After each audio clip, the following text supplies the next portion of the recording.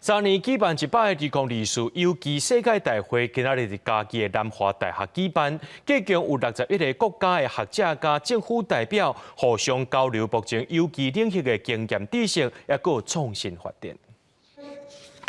来自国外专家学者伫台顶向大家分享有机农业的知识。嘉义县大南的南华大学为12月初2开始，一直到12月初4，举办2024有机世界大会。门内有61个国家的代表做伙讨论有机农业的未来，嘛希望向国际推广台湾的有机农产品。我们希望说，透过这样一个活动，他们能跟台湾来去签订所谓的有机同等性的协议。那日后我们的有机农产品就可以以有机的名义卖到这一些有签同等性协议的国家。农粮署表示，有机农业促进法为2019年开始实施了后，台湾有机甲优先种植的面积计共27000公顷，是非常大的进步。国内参加的学者就讲，这个世界大会3档举办一届，头一摆来到台湾，这是真难得的学习机会。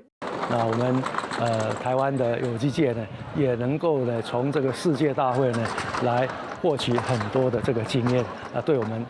会有很大的帮助。会有这个5个主题演讲，有18场工作坊，还有到46场的这个相关的专题演讲。那总共参与的人达到472人。那我想这个应该是国内来讲很少有像这么盛大的一个有机农业相关的一个论坛。有学者指出，农业人口老化的状况，消费者对有机农业的认识，这拢是台湾刷落来推广有机农业爱面对的问题。南华大学表示，希望透过活动的交流，唔但向国际推广台湾的有机农业，嘛希望借这个机会参考国外的方式，替台湾的有机农业找到发展的方向。记者林慧婷，嘉义报道。